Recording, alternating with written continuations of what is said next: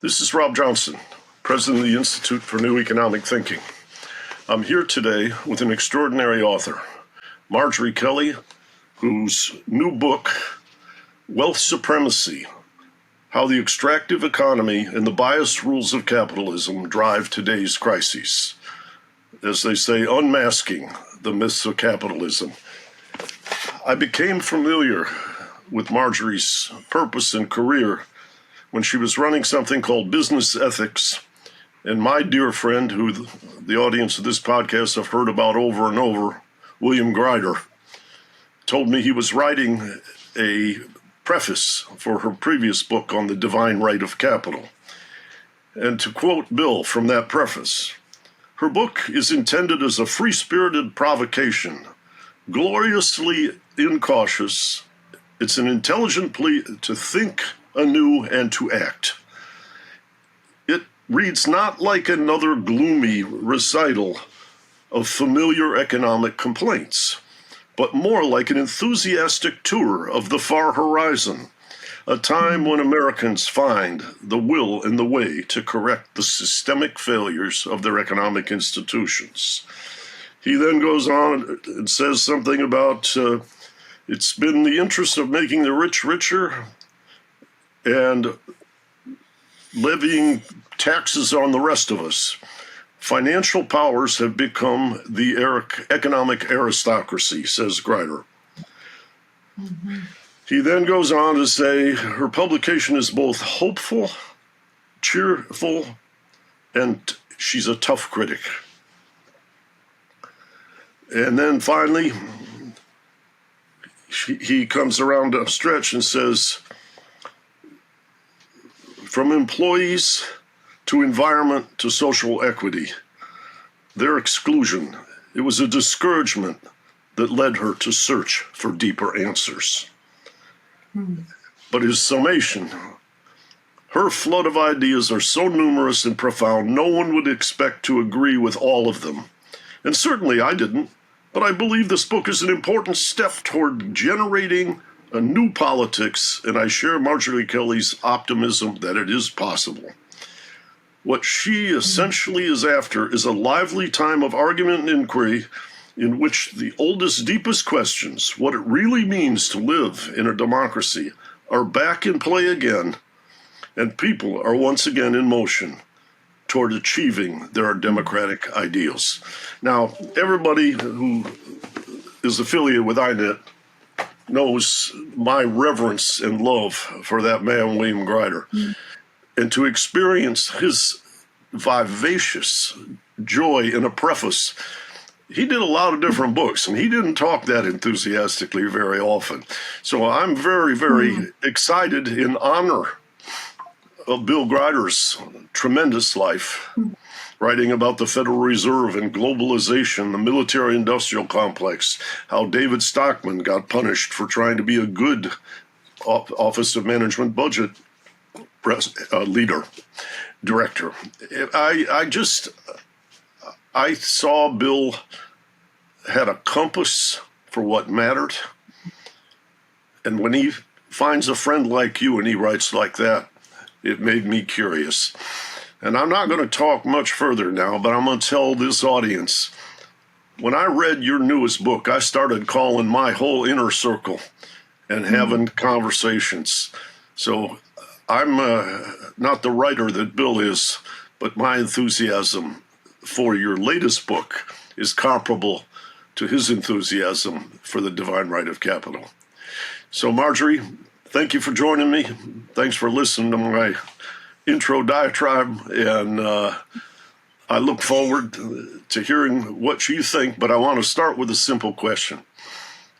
What inspired you to write this book? Well, Rob, thank you so much for that wonderful introduction. It was fun to revisit that writing by Grider. He's a wonderful guy. Yeah, I'm really circling back to the territory of divine right of capital with this book. That book was really a deconstruction of the corporation and comparing it really to the monarchy, to the, it's run by an aristocracy. It's capital that controls the corporation. And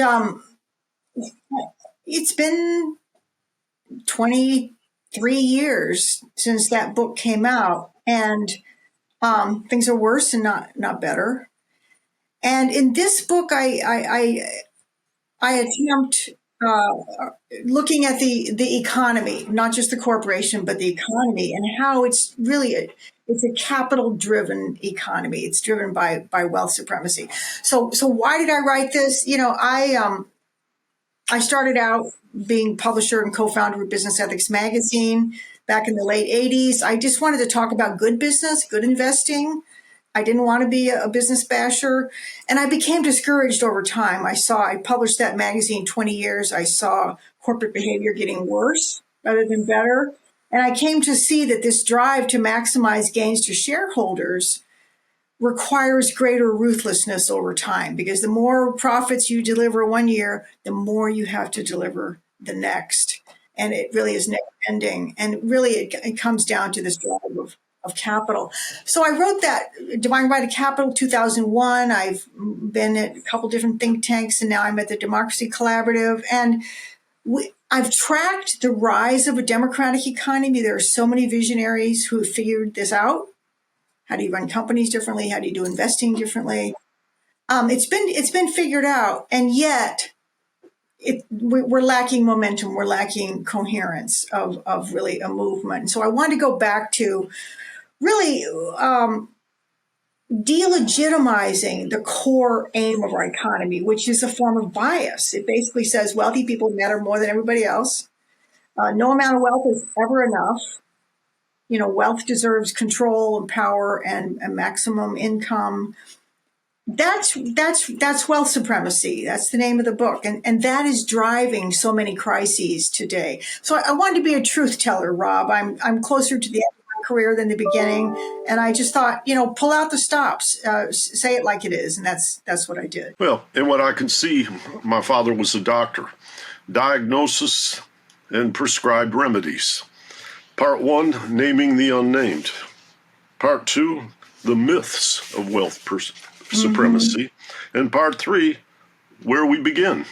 Yeah. So you're diagnosing, and then through what you see and your insights that you share with us, you're taking us in a new direction towards a new North Star. And I love just what you might call the meta-thematic guidance that your book took me on. And I really think there's a lot to explore. And just like Grider said, he sometimes disagrees with this and that. I think you identify a lot of things. And the question is, my questions come more is, can we resolve them with, say, a Supreme Court that seems to be plutocratically driven? I've just listened to David Sirota's The Master Plan podcast, which is an extraordinary 10 or 11 episodes from the beginning of the Powell Memo, Citizens United, and to how what you might call, the umpire doesn't get in the way of the batter being hit by the pitch from big money. And using the baseball playoffs as an analogy right now. So let's talk about what is it that's unnamed that you name in the first part of the book? Yeah, I call it, the first thing I call it is wealth supremacy. This idea that wealthy people matter more than others. We know about white supremacy. We know about male supremacy. So there's this other form of bias that we don't recognize enough. And you can say it's class bias, but class, of course it is, right? But class is many things, taste, going to the right schools and so forth, but it all rests on a foundation of wealth. It's the economy that's designed to deliver that. And so the second thing I call it, Rob, is capital bias. So how do you keep the wealthy on top and secure and happy? Well, you have a system that has a bias driven through it in very technical ways. It's biased toward capital. And capital is the operational form of wealth. Wealth doesn't just sit there. Wealth is invested. It becomes capital, either in corporations or bonds or land, real estate. So you invest it, it becomes capital. And then the bias of the system says maximum gains to capital is always to be preferred. Power to capital is always to be preferred. And I unpack that in a variety of technical ways. And you sense, one of the things that I found very refreshing because of reading this book right now is it didn't feel like you were aligning with the Democrats or the Republicans. There's a sense in which when the system's broken, it's like Gary Gerstle talked about in his Rise and Decline of the Neoliberal Order. Mm-hmm.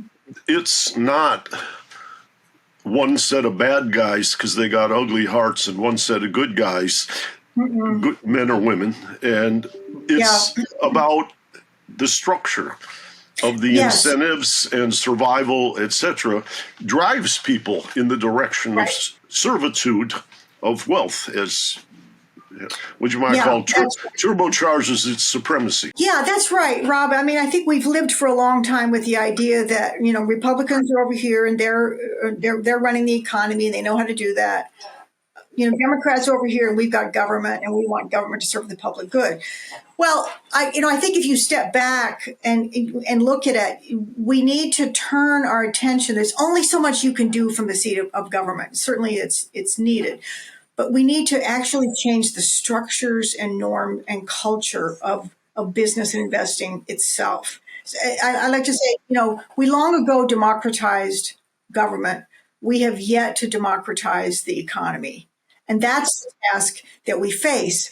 And it's different than regulating business, right? So when you have business that's owned by workers and that maybe it's a B Corp, which means it has a public benefit as its purpose, you have workers on the board, maybe you have public interest directors, then you have a company that is designed to serve the public good. It needs to make a profit to stay alive. That's a kind of a law of nature, but it doesn't have to maximize profits.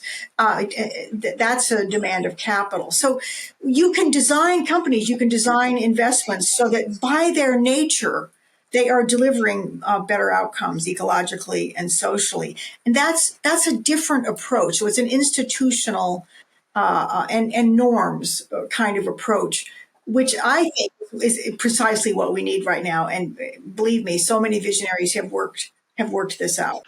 Well, I guess I can imagine some of the audience in this era of climate concern being a bit confused, because what you talk about in government and ownership or B corporations has to do with taking better care of the people who really do make things within the corporation. And then there's the externalities, the side effects related to water, related to temperature. I just came back from helping my family with Hurricane Milton, and it was, it's really profound that we aren't seeing how to handle the environment more.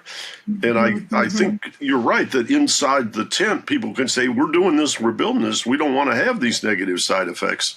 But I also think we need governance creating boundaries, because the temptation to make more money for your own team when you're despairing might make you cross those boundaries, and they're that's absolutely right, Rob. I don't mean to suggest that employee ownership and B Corps will solve all our problems. I mean, it's an all hands on deck solution, a situation, right?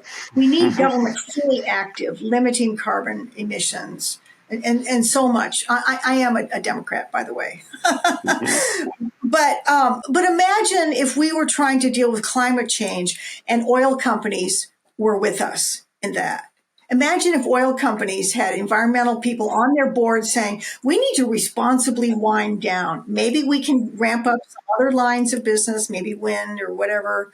But we've got to wind down on carbon emissions. Who better to figure it out than oil companies, right?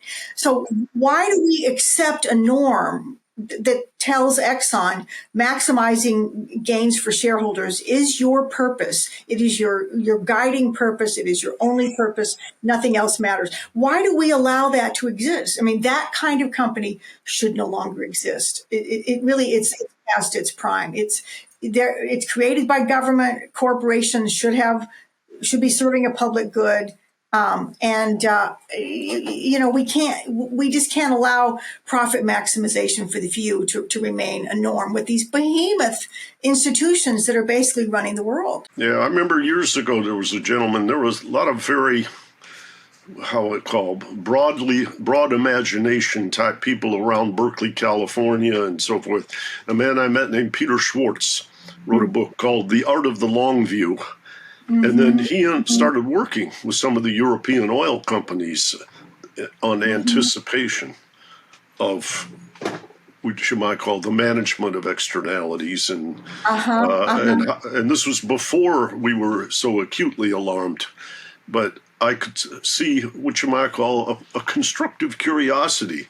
But in the end, I don't think it's taken hold nearly to the depth and degree that it needs to. No, I think that's right. I think voluntary change only takes us so far.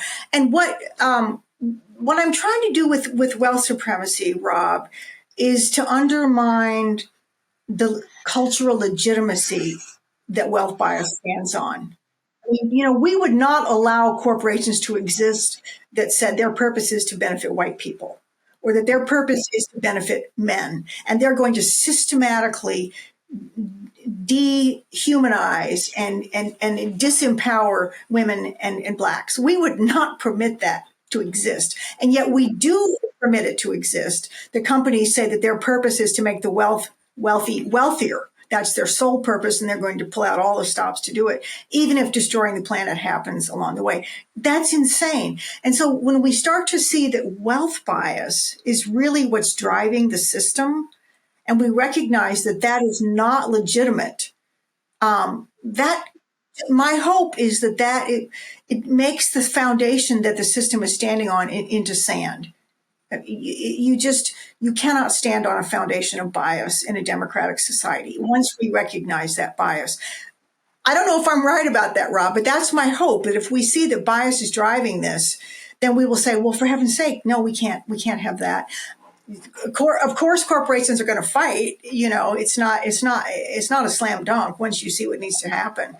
But as you said, it's a North Star. But I thought the analogy that you drew from what I will call the colonization of the world during the British Empire, and particularly as it pertained to Africa. Now we have this tension, which is Africa's population is getting very large. Africa is an equatorial region in many parts. Subsistence farming won't persist. Global, large scale, hundreds of millions of people migrating doesn't work. And we're struggling particularly in light of U.S.-China tension with who is the leader, who makes the rules, what's the common good for the global South look like? And to be fair, let's say you're a United States senator or whatever, and the World Bank wants to take care of that. All the people in the town where I grew up, Detroit, Michigan, will get awfully angry because why you take care of them? You never took care of us. My children are afraid. Tuitions are high, etc. So, which you might call the reallocation of money that has a moral purpose is also in the tension. There are a whole lot of channels of moral purpose that aren't being taken care of. How do you create the order of the rank of those for priorities for all of us? Right. Well, I think I would start, Rob, by saying that we have enough money to deal with the situation that we're in. One of the things I talk about in wealth supremacy is financialization. And economists, as you know, have well established this phenomenon over decades. At Democracy Collaborative, we hired 3 international economists to do some research for us on this. And they came up, they showed that in the U.S., for example, if you take all financial assets, and that's, stocks, bonds, various kinds of financial assets, they are now 5 times GDP. When I was a kid in the 1950s, financial assets were roughly equal to GDP. And over the course of my lifetime, they're now 5 times GDP. And yet this is what the system is designed to grow a maximum amount. And that becomes an extractive force. The economists we hired, they showed that out of all, GDP, gross domestic product, it's income, spending, it's all the things, the activities of the real economy. When the GDP is now, when it grows, 1/3 of it is going to finance. And that's executives and investors both. So no wonder people are feeling squeezed. The flow of money is being siphoned off from ordinary people and who can't, barely pay their bills and are drowning in debt because it's going to finance. So, I think if we say, okay, so does Bill Gates, who has, last I heard, $230 billion, does he need to maximize his returns? Is that really, that's the priority that we have now, Rob? You said, how do we set priorities? Well, we have a priority. It's that the wealthier you are, the more wealth will be created for you. I mean, we know that billionaires doubled their wealth during the pandemic.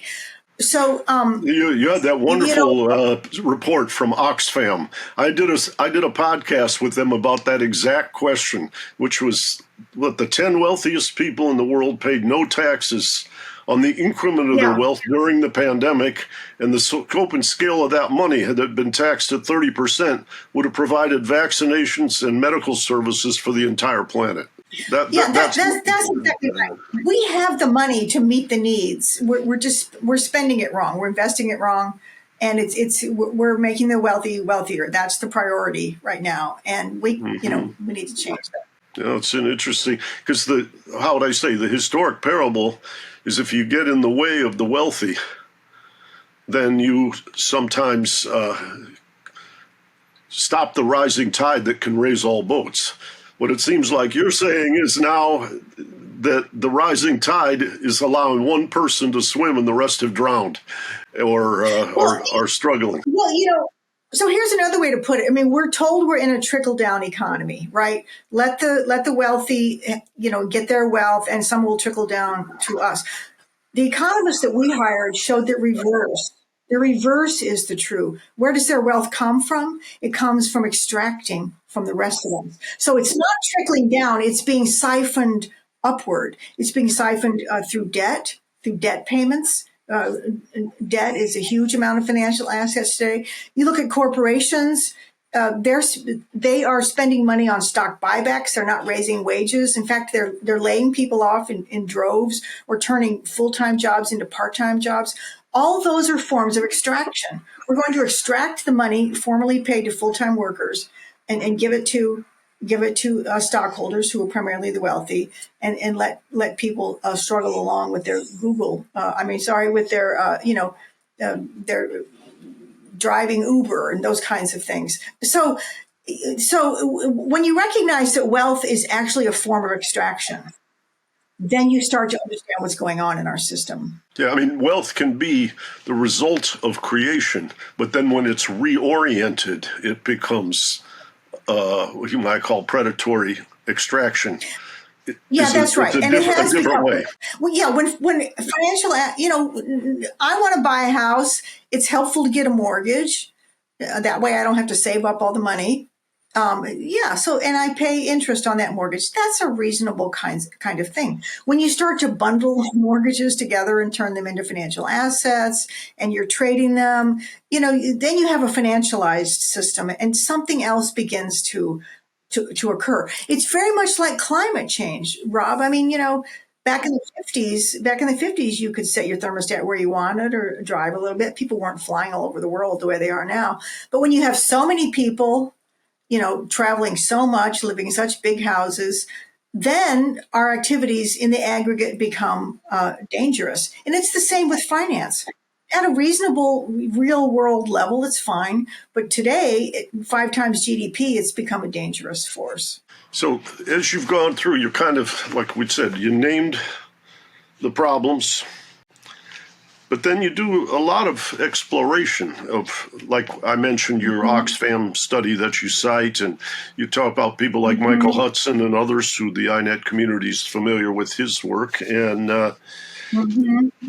so then the question, I guess, is at some level, the vision of what to change. And you talk about changing who runs and controls corporation, or who's on the board, and what kind of what I'll call channels meet their objectives after the objectives are redesigned. But then I think there's, the echo you always used to get back, this when I was a PhD student, is all you got to do is go study Lenin and Stalin and Mao, and you can understand that government centralized social systems don't work either. That, in other words, the same, what you might call human spirit flaws are operative in that world, just as they are in what I'll call the plutocratic sphere that you're describing. So the question, I guess, that I always struggle with is, where do you find the balance? And where do you find what you might call agreement on what the common good looks like? The reason I'm putting this question before you, I want to just cite a man who I cite frequently, Martin Wolf, who writes for the Financial Times. It's just written a book in the last couple of years called The Crisis of Capitalist Democracy. And as a person whose family was devastated by the rise of the Nazis, Martin felt after the 2016 elections and so forth, but he was writing this book in 2020, 2021, that what you might call the stresses that the people who are left behind are feeling sometimes make them susceptible to charismatic autocrats who can be very dangerous ultimately. And he was writing a book. I guess what I would say, it felt to me, I read all the chapters before, and gave him comments, and he was saying we are on the on-ramp to the rise of authoritarianism again.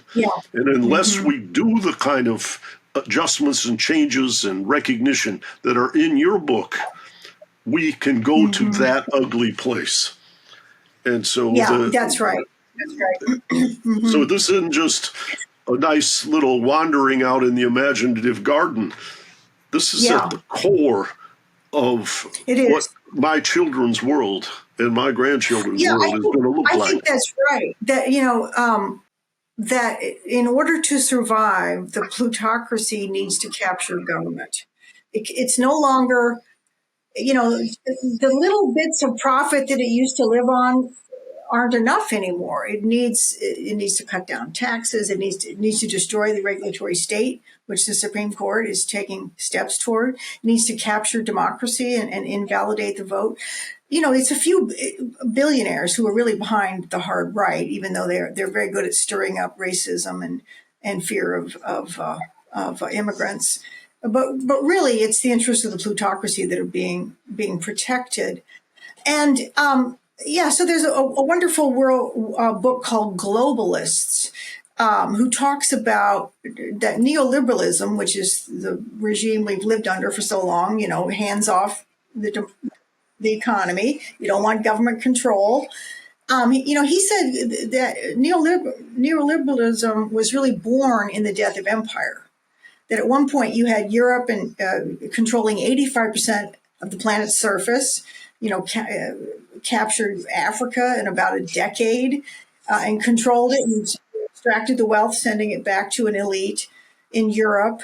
And then when that fell apart in World War I in particular, and continued to fall apart in World War II, then there was this scramble. You no longer had a united world market. It was united by empire. Now, how are you going to replace that? And it was done through this theory of neoliberalism, which basically said, well, you can democratize government, but keep your hands off the economy. So the economy continues to be aristocratic and plutocratic. And, Africa, you talked about the problems in Africa. I mean, basically, colonialism destroyed what had been a workable civilization in Africa. And so, colonialism now, empires now are portfolios of assets. That's where empire has moved. And yet its mindset is essentially the same. So yes, we have to preserve democracy, and we have to do. I think the analogy to climate change is very helpful because there's two levels at which we deal with climate change. Number one, we have to get people off rooftops when there's flooding. You have to get them to safety, right? You have to stop the forest fires. So there's immediate action that needs to be taken. But if that's all that we do, we're condemning people to worse flooding, to further forest fires. And so there's this other action that you need to do at the aggregate, and you need to have international summits and gatherings to track the level of climate change and to come up with agreements, international agreements. You need both kinds of action. Either one or the other is not enough. I would say the same is true with our economy. We have to preserve democracy now. My wife is helping to, help people correct their ballots in Pennsylvania, calling people one by one. Did you know there was a flaw in your envelope? You need to redo it. I mean, the detailed work that needs to happen and needs to happen now, that is real. But if that's all we do, the plutocrats who are getting wealthier by the hour are going to continue to find new ways to destroy democracy. So we have to turn and look at the plutocrats themselves. How are we creating a plutocracy? And we're creating it very deliberately through very simple means. The fact that only capital has a vote inside corporations. Workers are disenfranchised and disempowered. They have no voice. They have no claim on the wealth that they help to create. The income statement itself, which is the lens through which every company views its activity, says by its structure, profit is good. That's income to capital. Pay capital as much as possible. Income to workers is called expense. Expense is bad. Pay workers as little as possible. And so that bias against workers is built into the very structure of the income statement and drives company behavior. You look at fiduciary duty, which says, you have a duty as an investment manager to maximize returns to capital. Well, no, you don't. You don't have a duty to maximize. You have a duty to be prudent, to pay attention, and to have, reasonable returns, but there's no duty to maximize. So we live by all these myths, which we think of as technical and benign and just normal. And we're not just like we live by, turning our thermostats a certain way, driving our cars a certain way. So we need to look at these norms and these practices and these institutions and change them at the same time that we're dealing with the very immediate problems. I remember watching a film that included a gentleman named Tristan Harris, who I had been involved in. He'd been at some of our events that we held out in San Francisco about technology. And in this movie called The Social Dilemma, he and some of his colleagues painted the picture of how many of these big companies, the Googles and Microsofts and so forth, know that they can raise their rate that they charge advertisers if they get longer duration and more people signing on, longer duration of the person who signs on. And so what they seem to have done was studied the person and fed them what they wanted to hear. And essentially what was being created was two different channels, let's call it, or three different channels, all of which reinforced people, but it was, as they said, creating a civil war. And right. Yeah, that's right. And it's profit maximization that's driving that. And I think it's really important for us to recognize that. I was trained initially as a journalist, and I've seen newspapers, systematically destroyed, basically by the internet and by these large tech companies. So we used to have journalists committed to at least trying to tell the truth and be accurate and factual. And now we have, people serving as clickbait, whatever's the best clickbait that's what they'll give us, because that's where they can get the most ad clicks. And so we've given our news function, which is essential to democracy, we've given it over to clickbait chasing and profit maximization. So, again and again, you see this profit maximization as really lying behind so many of the issues that we're facing. Yeah. Well, at some level, what you might call the information systems oversee, or how would I say, are woven into our society.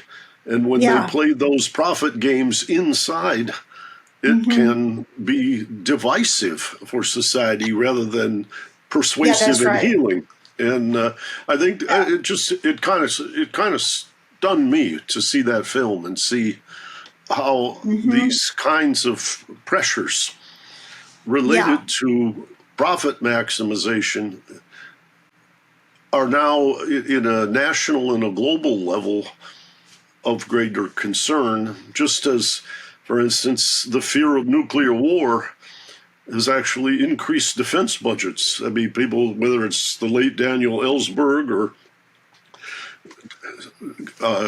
President General Eisenhower warning us or whatever, there are these kind of feedback and incentives, which I would say are examples of what you write in your book. And being overly simplistic can do, in neglecting many of these incentives and side effects, can be very, very damaging cumulatively to society. And I've just given a talk.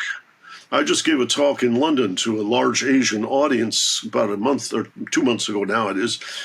And I went through the Gallup polls it's roughly every April, confidence in the various different institutions, whether it's the media or manufacturing industry or the Supreme Court or the Federal Reserve or the Center for Disease Control.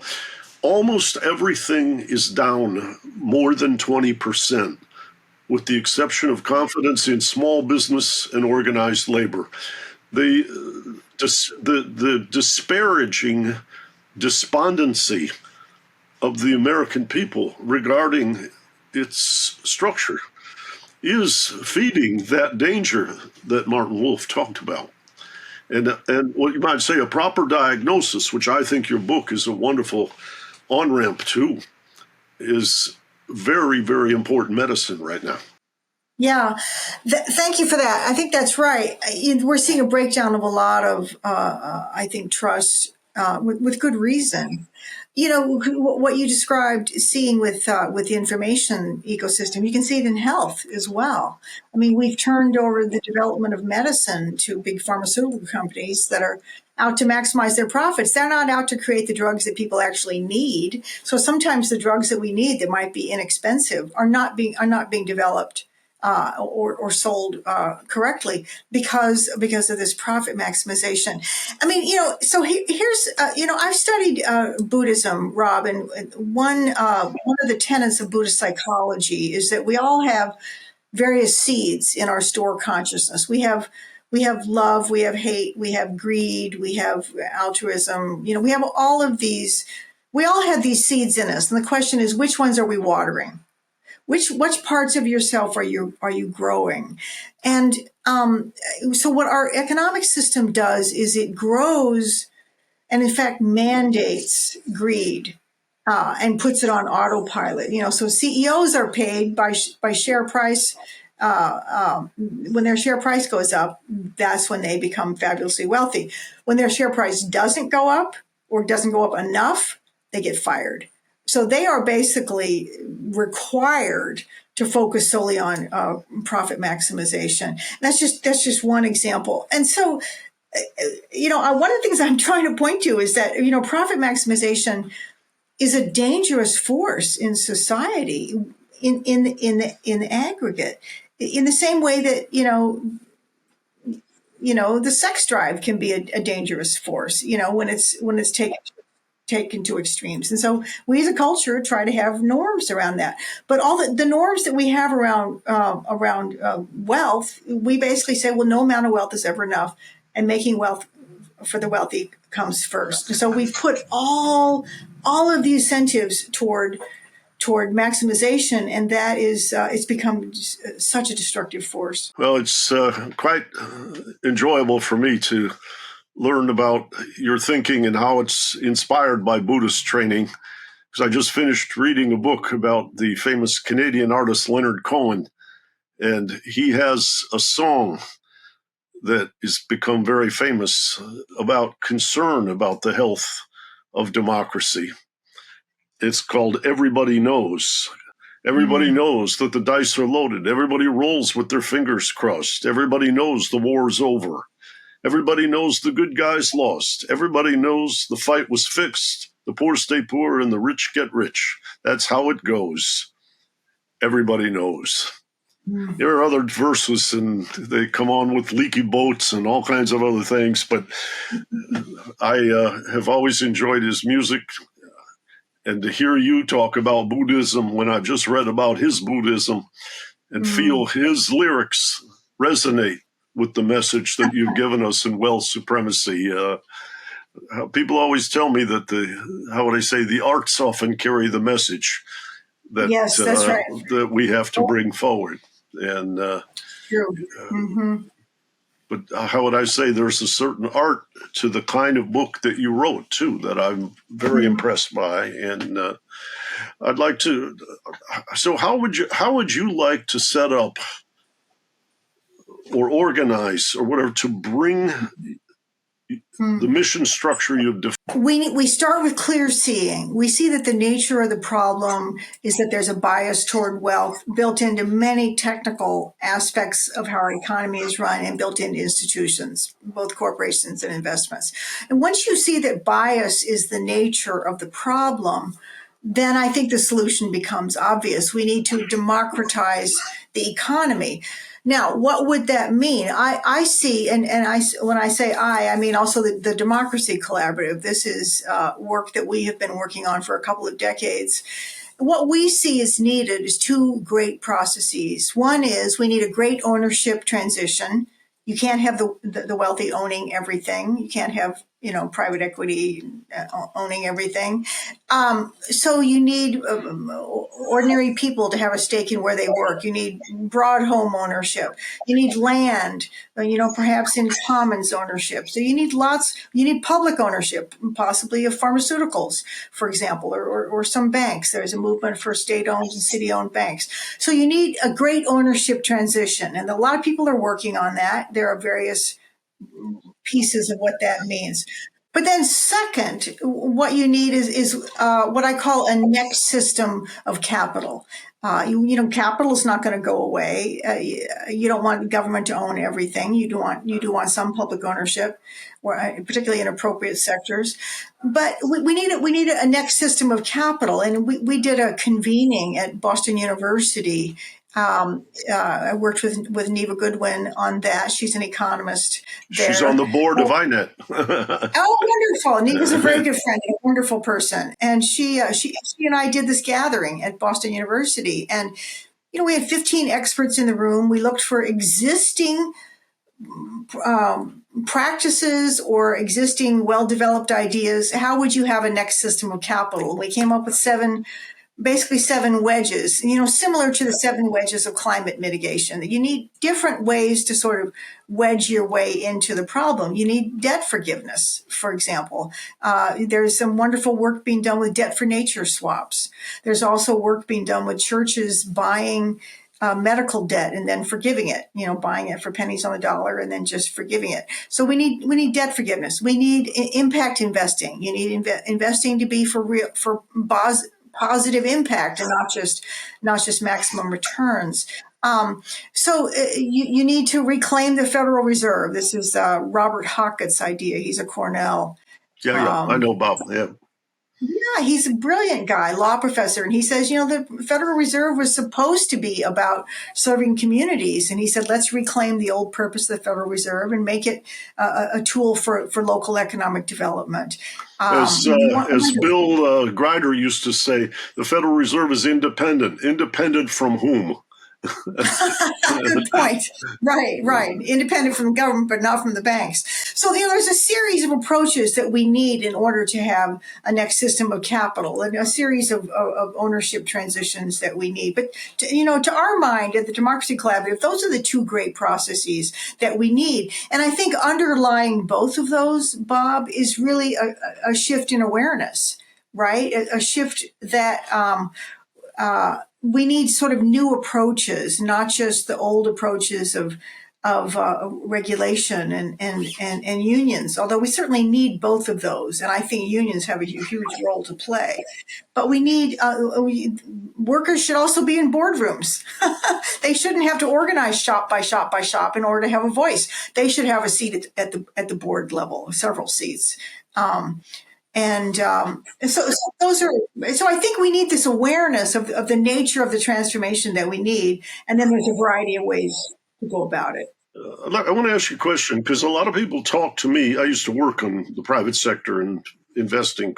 Currencies were my specialty. But a lot of people are saying to me now that are in the climate world that the so-called impact investing and the ESG groups and so forth are a mask for avoiding doing what they need to do. They want to create legitimacy so their investors won't depart, thinking they're partners in a destructive pathway for allocation of capital. But they aren't really doing anything that is climate based. And I've actually talked to some people at some of the private sector firms who said to me, if we make our traders all do the ESG stuff, then we won't make as much profit and they'll quit and go to another firm and we'll lose our talent. It's very important to make a distinction between ESG and impact investing. I mean, I've been around this field for more than 30 years, and it used to all be called socially responsible investing. And the idea was to invest to have positive impact.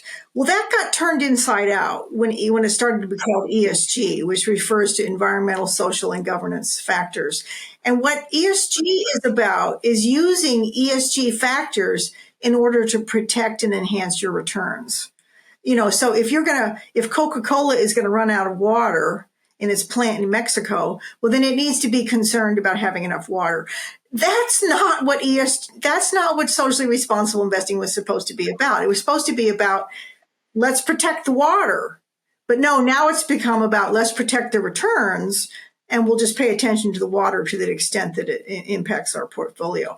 ESG is largely a crock, and I will say that outright. And, I know a lot of people in that field. There are a lot of good people, but it's been hijacked, I would say. Impact investing is something else. Impact investing is a subset. And these are people who want to use their investments for positive ecological impact, for positive social impact. And it tends to be maybe 5% of people's portfolios, something like that. But there's a lot of, and now there might be some greenwashing going on in impact investing as well.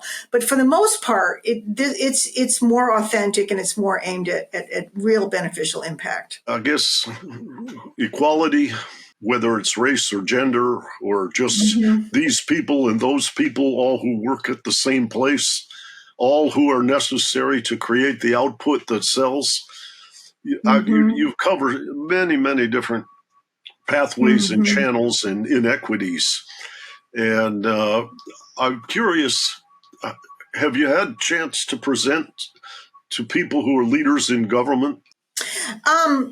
Well, when I launched the book, I did it at the Aspen Institute in DC, and I know there were policymakers there. So I was delighted to see that. So I think there were policymakers there. We have worked with policymakers on issues of employee ownership. So there are some more specific things that we've worked on, but I think only is sort of on the on the edges have I reached policymakers. Who has argued with you the most vehemently? I'm curious, has anybody given you pause or? You'd be surprised how little of that I've gotten. And it may be because, I speak where I'm invited, right? And people invite me because they are interested in what I have to say. I've gotten very little pushback. I think if people understood what I was really up to,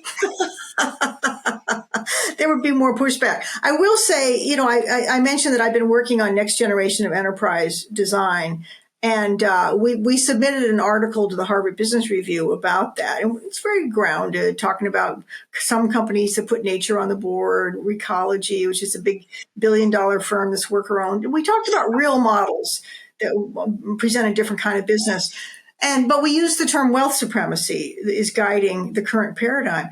Well, the editor at Harvard Business Review was initially interested in our article. And then when he read our draft, he said, well, this comes across as a rant. So he wouldn't publish it. Well, I guess we might say it would have been difficult for his audience to digest. And so he's protecting his project from adverse reaction. But that doesn't mean you're a rant. That means you might be talking through his organization and his documents to exactly the people that need to hear your message. But it's hard. It's hard to get that. That was my hope. But it was we didn't get in there. There is one group that speaks to institutional investors, and she's talked about bringing me in. You have to speak in terms that you can be understood. And I haven't accepted that engagement one yet. We do have, there's one foundation, which I won't name, but it's a $10 billion foundation that is looking at healthcare outcomes, and particularly for people of color.